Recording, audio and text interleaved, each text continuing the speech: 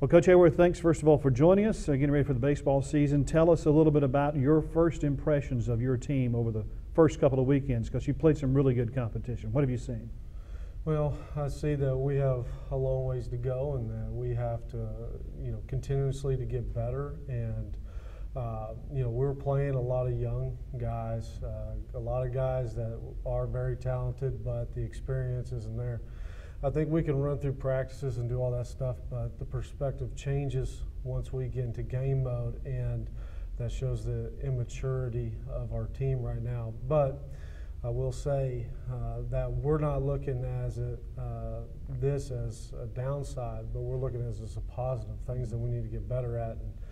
And we can sit here and have bad taste in our mouth about it or whatnot, but we have to look at it as a positive instead of really looking. We got conference ahead of us. We really need to focus on those things, and I think we're going to get better. We had a really good day yesterday, so I think guys are growing up through this process.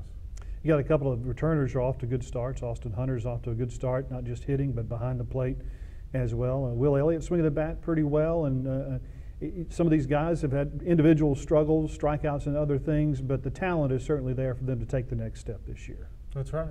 Well, both those individuals are seniors, and when you get to that point in your career, you're like, I have nothing to lose, and that's how they're playing, and that's how everybody needs to play. Like, you have nothing to lose, and that's why they're having a lot of success. But what it needs to do is show some of these younger guys. It's not what you talk about, it's what you do. Well, talk just a little bit about some of those younger guys, because they have contributed early this year, and you're going to expect them to contribute. Who are you counting on? Well, Grant Barber is one at second base. We've used him at second base or even at shortstop. He was a bottom of the order guy early on with Florida Tech, then we moved him up to the top of the order in the 2 spot. Tried to protect a little bit of the leadoff guy and Blaine Krim, who just got back in the lineup. But he's done a really fantastic job, especially with his glove. He's actually had some pretty good at-bats in situations where we had runners in scoring position. Another guy hasn't had much success, but Dylan Dupleshain, his talent is out the roof. He is very talented. I think he's just had a lot of things going on in his head, and sometimes when you're that talented, people want you to be somebody that you're really not, and he's trying to live up to that. He needs to take a step back and relax, take a deep breath, and understand that he is just a freshman, that he doesn't need to do too much, and that he's a great ball player, and he just needs to start playing like a ball player. And we've also had some younger guys on the pitching staff step up. Zach Ingram threw very well against Florida Tech. And we pretty much played about everybody, but there's some key guys in there that really we need to get going. They need to get going. They need to have confidence built in them to understand that they're good ball players.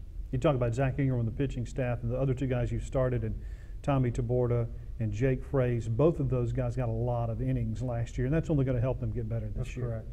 Well, the first weekend we thought our starting pitching threw absolutely phenomenal. Our defense didn't help them out at all. And, going into this weekend, we're living up in the zone, throwing balls in the middle of the plate, and they're having a lot of success against us. So it was kind of a flip of the coin, but, we really count on Tommy. Tommy's a really good pitcher. He actually didn't really throw that bad this past weekend. It was just 2 hit balls and a leadoff walk that cost him that game. And Jake Fraze actually threw pretty well too. And Zach actually is a good arm. And we had Ryan Lane probably go down. He's down for the rest of the season. So we did lose an arm there.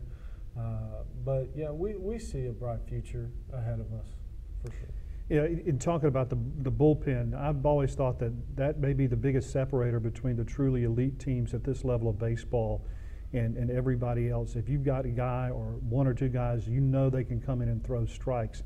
And that's really difficult to find sometimes. So I know it's a process for you and your coaching staff to see who out there is going to be able to step up and meet that challenge. That's right. And that's what me and Coach Forrest have been doing lately, is trying to find those guys that who's going to be that guy that wants to slam the door? Who's that guy that wants to throw strikes and give us a chance to win towards the end of the game?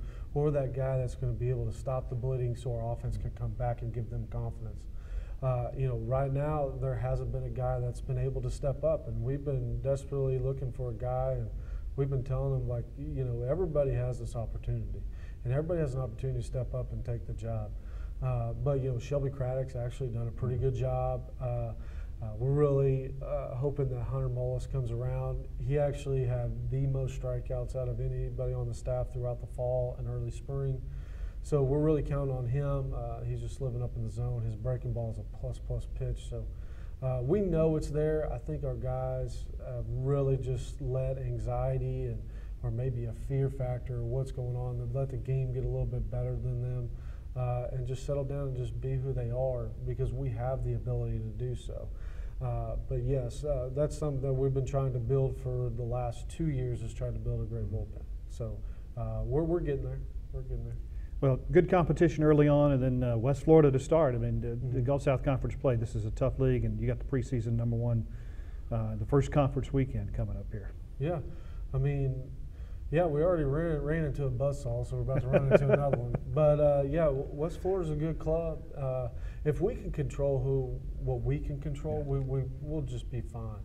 If we just keep worrying about who our next opponent is and keep worrying about what they can do, we can't ever play their game, so we need to play our game. If we can control what we can control, whether that's putting the ball in play, barreling up balls a little bit better, playing good defense, throwing strikes, living down the zone, doing those things, and we can execute those with perfection, we'll be fine. We'll take care of West Florida. And that's what our guys need to understand. What they do is have that fear factor of our opponent, how good they are, what their tradition is, and we shouldn't even be caring about what they're doing. So that's the maturity aspect that we need to get to with our baseball team. That's the culture we need to get to with our baseball program. And we got a lot of young guys, and they're sometimes live high school dreams and stuff like that, but this is college baseball, and this is the Gulf South Conference. So we got a lot of work to do. First, it starts with mental preparation, and I think we took one step further in that yesterday, and I think we're going to be just fine. Coach, we're looking forward to the season. Thanks for your time. Well, thank you, Reed.